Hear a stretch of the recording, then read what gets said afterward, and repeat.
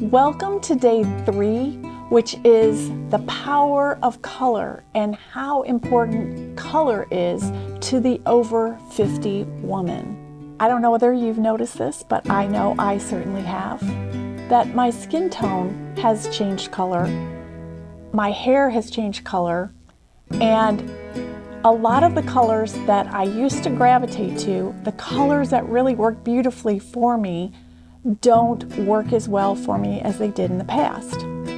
I've learned several things that I am dying to share with you today, and it's all about color today and all about things to think about when choosing colors for women over 50. Many of us grew up in the era of Color Me Beautiful, and many of us have had our colors done. And I have to tell you that getting my colors done was super powerful for me. It really changed things for me as a young woman to understand which colors looked best on me.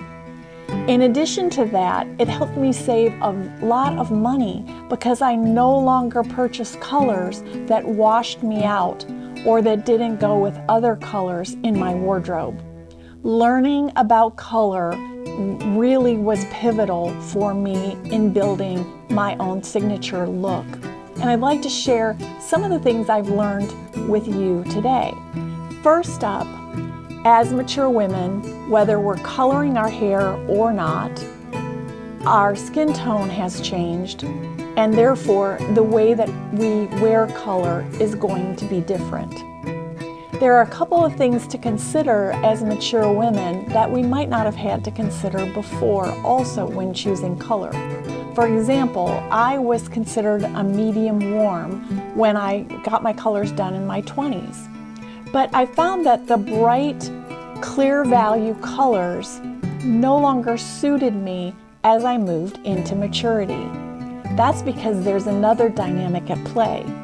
There are women who have high contrast, and so they have the darker eyebrows, they may have beautiful silver hair, and brown eyes or darker eyes. They have a high contrast look. They can wear beautiful, bright, bold colors. There are those of us who have lighter brows, lighter hair, and kind of a lighter complexion that doesn't really take bold colors well. For us, wearing more muted tones is better. For all women, I think finding brighter lipstick colors and playing with eyeshadows and blushes and so forth play a really big role in helping us to look bright and vibrant and beautiful. But moving over to clothing, I think that if you can get your colors done as an older woman, I would go that route. And if you feel like, no, like I really don't want to spend for that, then I would continue to experiment with the color values and continue to experiment with different colors. So like, let's say that you wore a lot of bright colors in the past and you're feeling like that's not really working, then maybe when you go to try on clothes the next time, you'll try some muted colors, try some colors in different values so that you can see whether or not these colors suit you. There's a woman that I know who is a high contrast woman. As a young woman, she wore pastels. I'm not sure exactly why, but she loves pastels. She was told she looked beautiful in pastels. Now with silver hair and a lighter skin tone, those pastels do absolutely nothing for her. She really needs to try something that is a little bit more vibrant, something that has a little more color to it. So even though she came at it from a different side of it, where the colors for me, I was wearing brighter, clear colors and needed to kind of back off a little bit, some of you who wore pastels and those kind of colors may need to ramp it up a little bit. In any event, making sure that the colors that you're wearing suit you is a really key point in our journey to elevate our style and make sure that our style is on track. Another key aspect of color in our wardrobe is building our wardrobe around colors that suit us.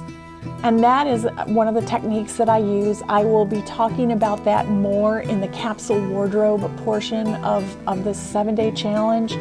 But understanding what colors look good on you and building your wardrobe around those colors is one of the strategies that help us to have a very cohesive wardrobe. And learning when to add pops of color and where to add them in our wardrobe is also really important.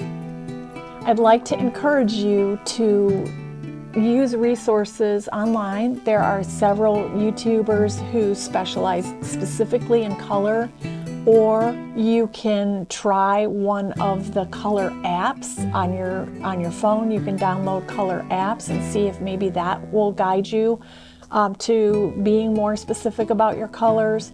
Or you can go in and hire a color specialist and get yourself color swatched and so forth, so that you know from a professional person what colors suit you best. I can't wait to see you in the next episode, where we talk more about creating your own unique capsule wardrobe. So I'll see you then.